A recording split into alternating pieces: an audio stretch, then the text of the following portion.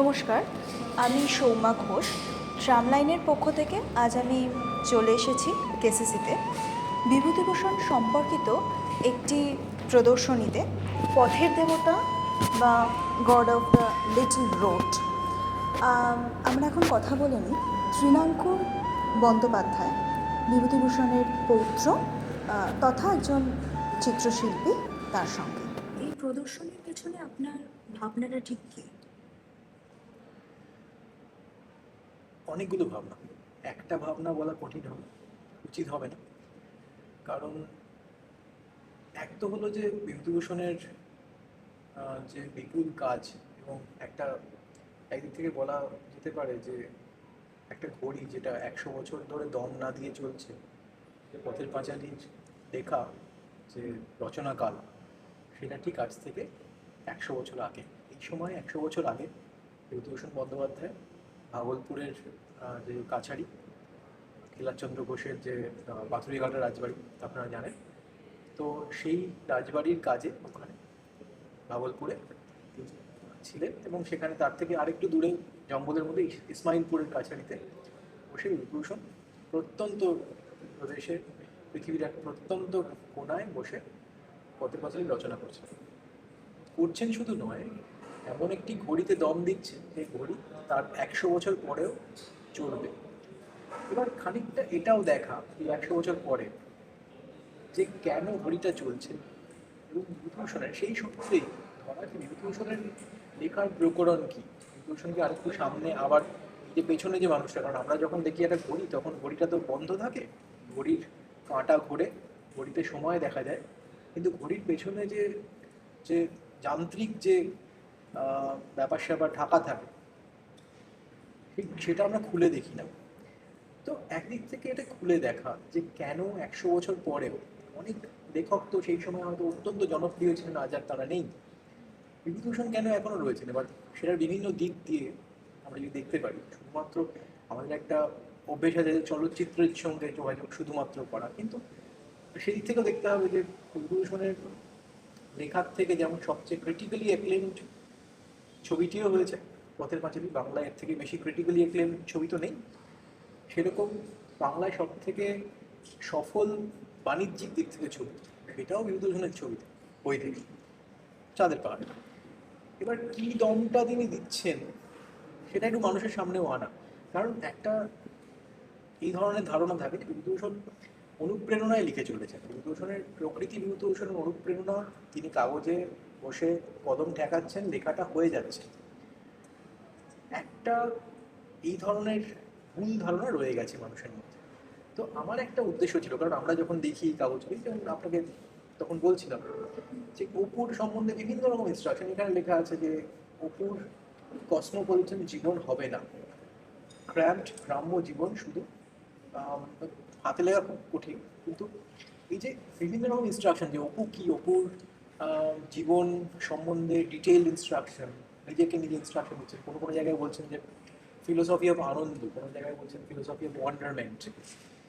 এটা বিভিন্ন দিক থেকে একটা বইকে ঘষে ঘষে ঘষে ঘষে পালিশ করছেন, পরে যেটা ফাইনালি বেরোচ্ছে, শেষ যে আমাদের কাছে যে ভার্সনটা আছে, সেটা দেখে মনে হয় অত্যন্ত সাবলীলভাবে লেখা, কিন্তু সাবলীলভাবে কি লেখা হচ্ছিল না, কারণ তার একটা কাঠামো আছে, যে কাঠামোটা দর্শনের কাঠামো, তার উপরে তিনি শৈলী দিয়ে তিনি শৈলীর মাটি দিচ্ছেন, তার উপরে ভাষার যে ওপরে যে ভাষাটা লেপে দিচ্ছেন, তার যে বাইরের যে বহিরাঙ্গ দৃশ্য, সেটা দেখে আমরা ভাবছি যে এটাই বোধহয় আসলে ভেতরে কি আছে আমরা দেখি। এবার এই সময় দাঁড়িয়ে 100 বছর পরে আমাদের দেখা উচিত যে কেন এটা চলছে, একটা কারণ। দ্বিতীয় কারণ হলো যে খানিকটা সাহিত্যের দিকে লোক ফেরানো এখন। আর ইদানিং কি হয়েছে, ইদানিং যুগে লোকে মানে বাংলা টাংলা করে লাভ নেই, বাংলা যেন একটা খুব ব্রাত্য ব্যাপার, বাংলা পড়লে সেই মানে আমি সেদিনই একজন আমাদের বাড়ির সামনে একজন কাজ করে যান আমাদের যায়, তার সঙ্গে কথা বলছিলাম, তিনি বলেন আমার মেয়ে কিন্তু বাংলা পড়তে পারে না, মানে আশ্চর্য হীনমন্যতা। এবার এটাকে তো একটু ফিরিয়ে আনা দরকার, কারণ বাংলা এত রিচ, বাংলা এত এত একটা জরুরি ভাষা, পৃথিবীর 6 নম্বর সবচেয়ে বড় ভাষা, সেই ভাষাকে আমরা ব্যবহার করলে যদি আমরা হীনমন্যতায় ভুগি, তাহলে আমাদের একটা নৈতিক দায় আছে যে তার যে মূল যে লেখক সাহিত্যিক শিল্পীদের উদযাপিত করা। এই উদযাপনের মাধ্যমে মানুষ আবার যদি বোঝেন যে না, এরকম নয়, হীনমন্যতার কোনো কারণ নেই, কারণ এই ভাষায় যা যা জিনিস হয়েছে, যা যা লেখা হয়েছে, সেগুলো আমাদের অত্যন্ত জরুরি রত্ন। তো সেটা খানিকটা নিয়ে আসা। তো একটা দিক থেকে আমি বলবো যে এটা শুধুমাত্র বিভূতিভূষণও নয়, এটা বাংলা সাহিত্যের প্রতি আমাদের একটা আনুগত্যের একটা ইঙ্গিত।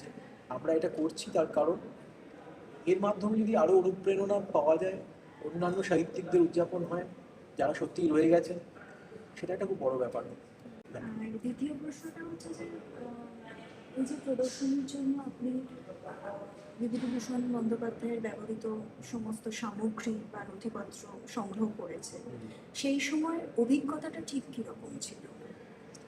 আশ্চর্য বলতে পারেন, মানে ধরুন কিছুটা তো আমাদের বাড়িতে রয়েছে। আমি যদিও দিল্লি থাকি, আমি কলকাতায় তো থাকি না, ফলে আমি যখনই আসি এখানে তখনই আমি সেই পুরোনো জিনিসপত্র বার করে খুলে বার করছি, ট্রাঙ্ক প্যাকটা বাক্স প্যাকটা বার করে দেখছি যে আরে কোথায় কি আছে দেখি একটু। এবার এই করতে করতে যেটা হয় যে দেখা যায় যে আমি অনেক কিছু জানতাম না, আমার অজানা অনেক কিছু আমি কিন্তু খুঁজে পাচ্ছি না। বড় একটা আবিষ্কার হলো যে সেদিন আমরা কাজ করতে করতে যখন পুরোনো খসড়াটা দেখছি, যে প্রথম দিকের একদম বিদূষণ জট করে লিখেছেন একটা তালিকা অপুর ব্যাপারে বিভিন্ন অবজারভেশনস, সেখানে তিনি তখনও পথের পাঁচালী নামটিই পাননি খুঁজে। পথের পাঁচালী নামটাও একটু পরে, তখন তিনি কিন্তু দূরের বাড়ি বলে সেটাকে অভিহিত করছেন। এটা আশ্চর্য ব্যাপার, দূরের বাড়ি হিসেবে তিনি নাম দিয়ে রেখেছেন ওয়ার্কিং টাইপের। তিনি বলছেন যে অপুর ব্যাপারে বলছেন যে সিটিজেন অফ দ্য কসমস, দুনিয়ার জগতের নাগরিক, মহাজাগতিক নাগরিক বলছেন অপুকে।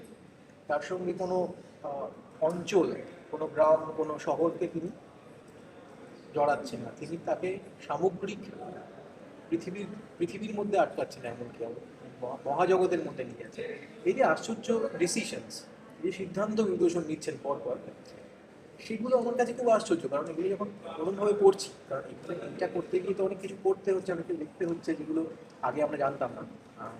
অদ্ভুত অদ্ভুত তথ্য বেরোচ্ছে, যেমন ধরুন বিভূতিভূষণের শেষ জীবনের শেষের দিকে কিছু চিঠিপত্র পেয়েছি, সব এখানে দেওয়া সম্ভব নয় কারণ এত বেশি জিনিসপত্র। তো একটা সামগ্রিক জীবনকে দেখার যে অনুভূতি, সেটা এখান থেকে আমার হলো। কারণ আমি নিজেও দেখলাম যে আমার জানার বাইরে, আমাদের জানার পরিধি, যেমন কিছু স্টেরিওটাইপস থাকে তো আগে থেকে ধরে নেওয়া হয় যে এটা এটা এটা এটা এটা, সেটা পরিবারের বাইরেও থাকে, পরিবারের ভেতরেও থাকে। তো পরিবারের ভেতরেরও যে স্টেরিওটাইপসগুলো, সেগুলো আমার ভেঙে যাচ্ছে। আমাদের গোটা সাহিত্যে বিভূতিভূষণের এই জায়গাটা তো পুরোটাই অধরা। সুতরাং এগুলোকে সংরক্ষণ করার জন্য আপনি কি ভেবেছেন? আমাদের তো দুটো মূল বাড়ি, আপনি হয়তো জানেন, ঘাটশিলা তো মানুষ যান, কারণ ঘাটশিলা যেতে ভালোবাসেন, অঞ্চলটাও সুন্দর। এখানেও আরেকটি বাড়ি আছে যেখানে বিভূতিভূষণ বড় হয়েছিলেন, যেটা প্রকৃতপক্ষে সেটাই পথের পাঁচালীর গ্রাম। সেটা হলো বারাকপুর বলে একটি গ্রাম আছে, ব্যারাকপুর নয় কিন্তু, সেটা বলে একটা জরুরি, সমস্ত মানুষই ওটাকে ভুল করেন, ব্যারাকপুর হবে। বারাকপুর বলে একটি গ্রাম আছে বনগ্রামের কাছে, বনগার কাছে। তো ওইখানে আমাদের একটা বাড়ি আছে, অনেক মানুষ যান সেখানে, অনেক মানুষ যান।